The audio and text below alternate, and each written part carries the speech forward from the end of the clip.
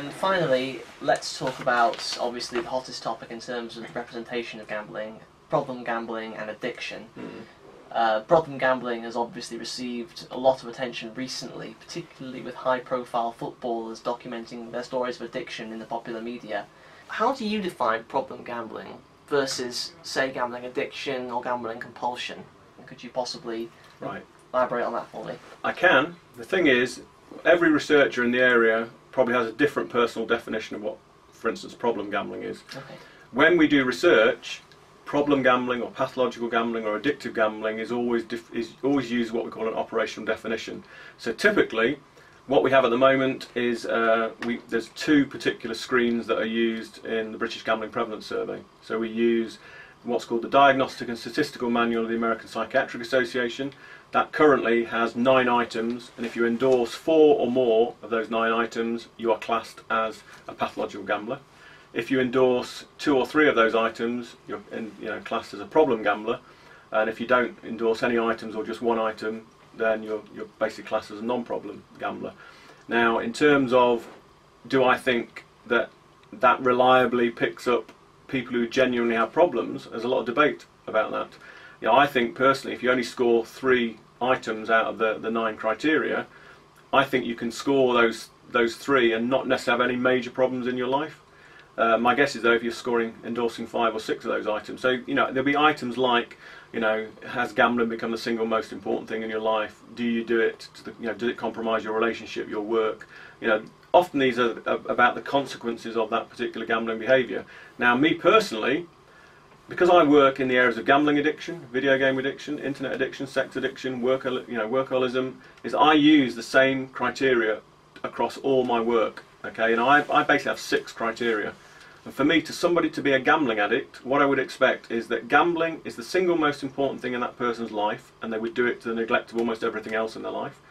They use gambling as a way of consistently and reliably shifting their mood state, either to get buzzed up, high, aroused, or to do the exact opposite, to tranquilise, to escape, to numb, to de-stress, to relax. I would expect the behaviour to build up over time, needing more and more of that activity. It's what we call tolerance. Okay, so for gamblers, what you tend to find is that over time they gamble with bigger and bigger amounts of money for longer and longer periods. I would expect that they have withdrawal symptoms if they're unable to gamble. And I do mean genuine withdrawal symptoms. So on a psychological level, I'd expect people to be moody and irritable if they're unable to gamble. On a physiological level, I'd expect them to have, nausea, hand sweats, stomach cramps, anxiety attacks, all the kinds of things you'd find with other more traditional withdrawal symptoms.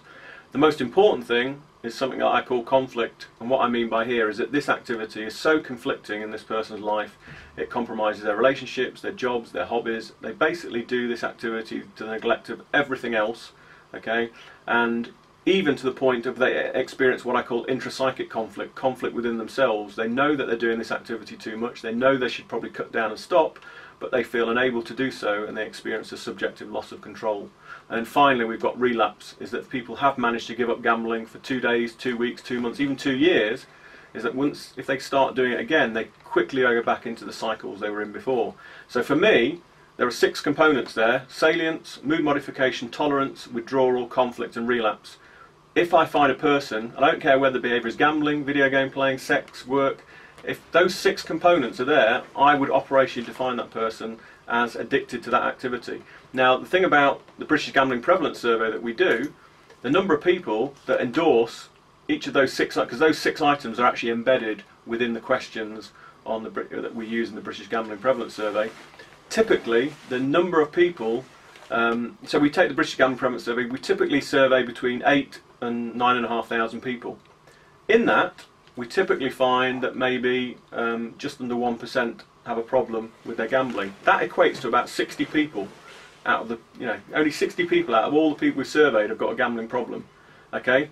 Now, out of those 60, the number of those 60 people that fulfil what I consider to be the 6 basic criteria to class them as an addict, maybe just a handful, maybe 4 or 5. So, the problem is, and it's the way that these things are often reported, the media will say, the British Gambling Prevalence Survey has just come out, it's found that 0.9% of people were classed as a problem gambler using what was then the DSM-4 criteria, and they interpret that as just under 1% have a gambling addiction.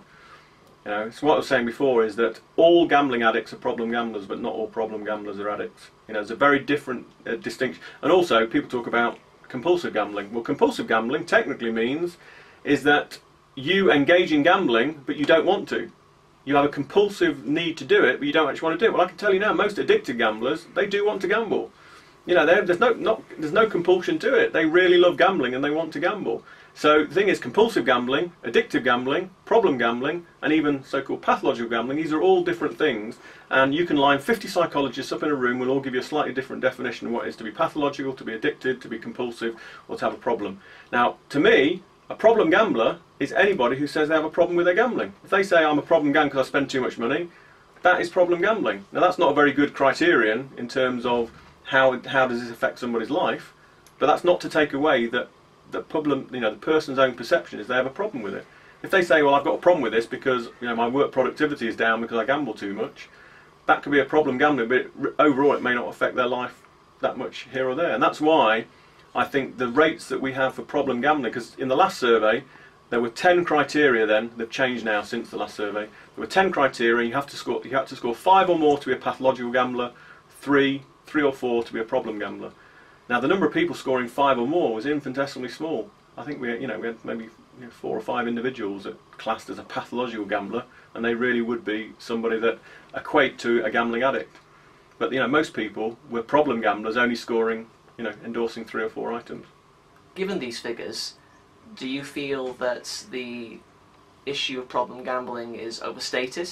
And also, following on from that, so I understand that the gambling prevalence survey has been cancelled for this year? Oh, it's not just been cancelled this year, it's cancelled full stop at the moment. Oh, well, can you explain why?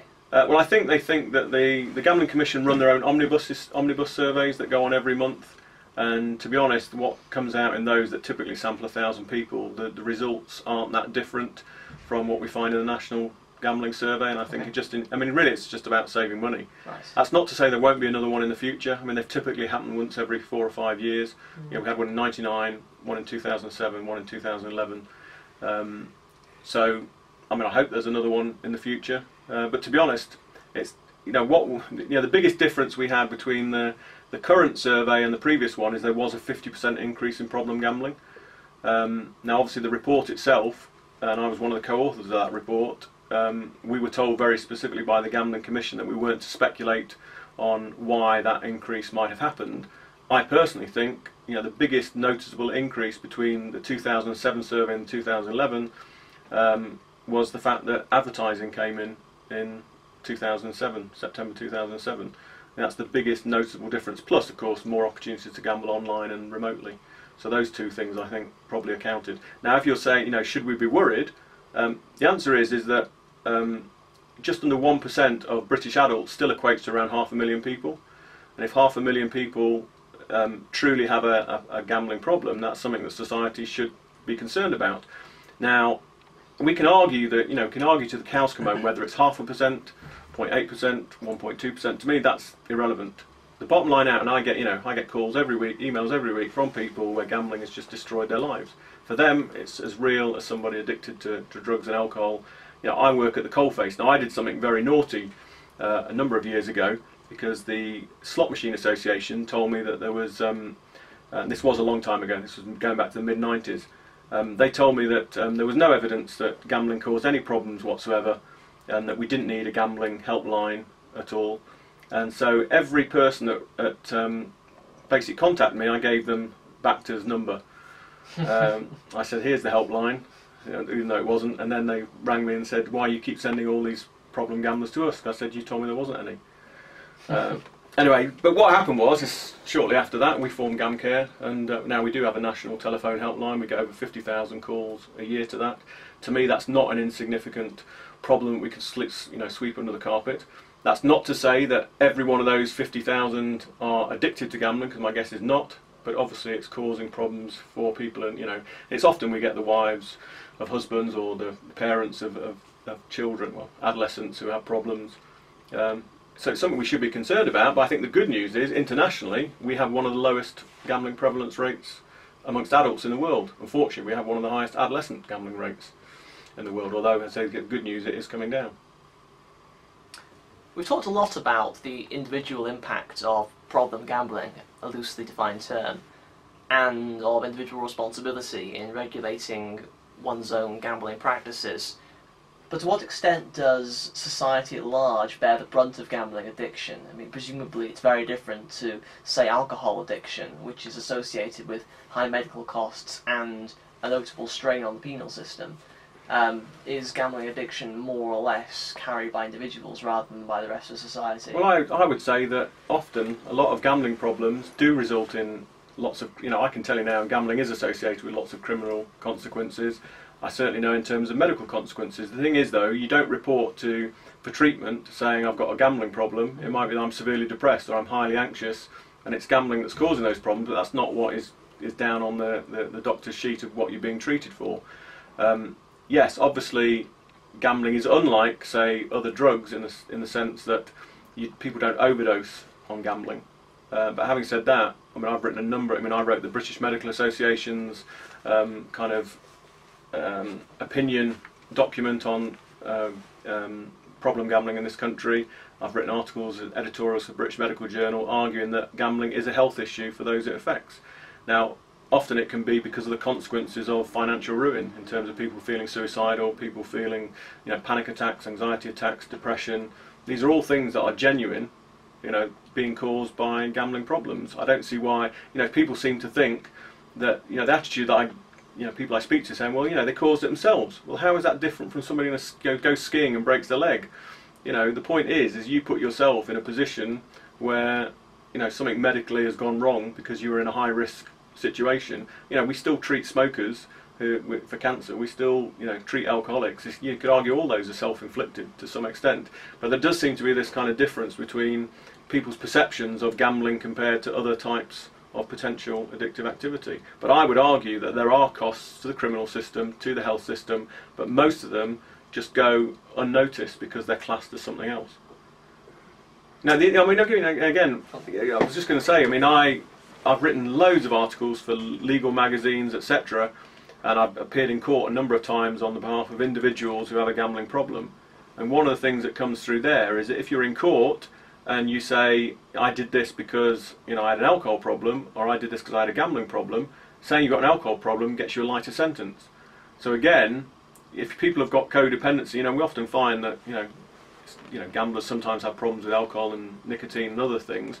If you present it in that criminal situation, that it's something that basically a judge or a jury understands, is that you're given more leniency than if it's to do with gambling. Again, that's the idea that sometimes it's a hidden addiction, is that because it's not, well, it has been medically recognised now, but still in a court situation, it doesn't get the same kind of weight as if you've got another addictive type of problem. Okay, and just to finish, in your writings you say that operators should pursue cutting-edge protocols to ensure player protection. So, could you briefly outline your vision for a fair, socially responsible and sustainable gambling industry?